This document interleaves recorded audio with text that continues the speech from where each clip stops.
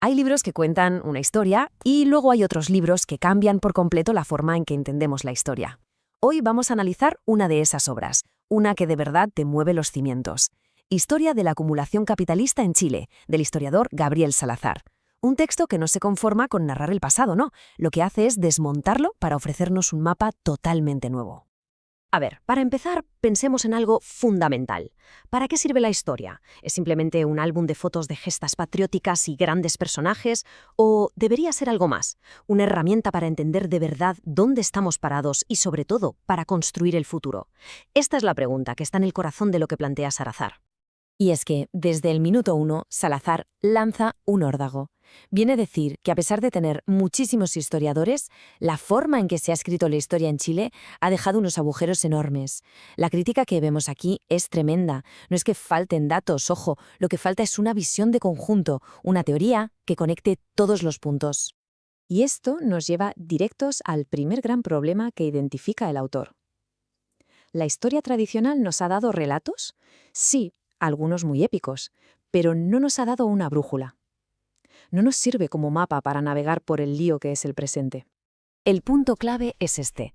Sin una teoría que te explique cuáles son las fuerzas profundas que mueven una sociedad, la historia se queda en una simple crónica, una colección de anécdotas, vamos. Salazar defiende que una historia con mayúsculas debe ser dinámica, debe mirar hacia adelante y debe movilizar, no ser solo una mirada estática por el retrovisor. Vale, y para entender por qué existe este vacío, Salazar identifica dos grandes corrientes que intentaron, dibujar el mapa del pasado de Chile, pero que según él se quedaron a medias. Esta tabla lo explica genial. Por un lado, tenemos a los historiadores clásicos, metidos de lleno en el pasado colonial, en las batallas de la independencia, creando lo que él llama mitos de los orígenes y mitos de los héroes. Y por otro, a los economistas y sociólogos, que se centran solo en el ahora, con sus modelos abstractos y sus datos a corto plazo, pero sin ninguna profundidad histórica. O sea, unos miraban a las estrellas y otros al pronóstico del tiempo de hoy, pero nadie estaba dibujando el terreno que estaban pisando. Y claro, tener mapas defectuosos tiene consecuencias muy reales. Cuando la memoria de un país se basa en mitos, se pierde de vista lo importante, los procesos económicos y sociales que de verdad han dado forma a esa nación. Y esto deja a los movimientos sociales y a la gente en general sin un rumbo claro, reaccionando a las crisis sin entender de dónde vienen. Se crea esa sensación de que la historia es algo que te pasa por encima, en lugar de algo que puedes construir.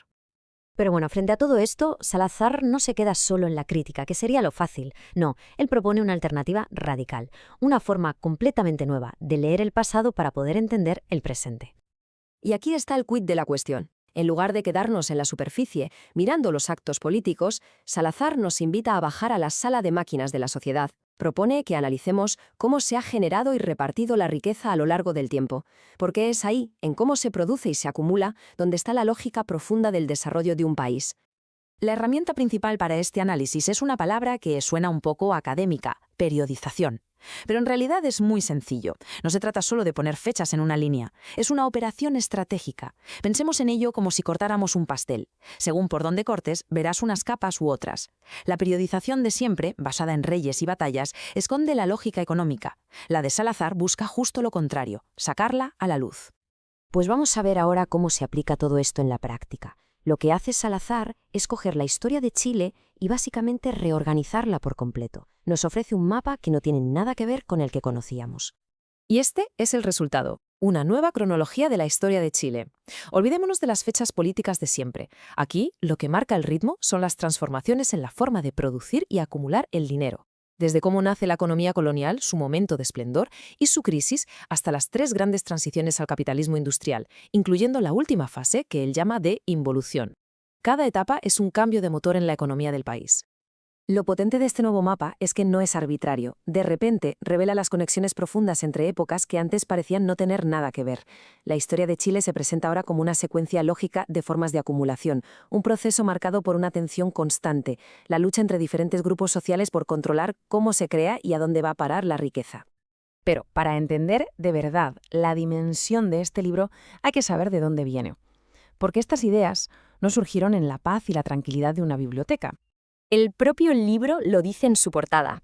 Es el resultado de un curso que Gabriel Salazar dio a sus compañeros en el campo de prisioneros políticos de Tres Álamos en 1976, en plena dictadura militar. Esto no era una discusión académica abstracta, para nada.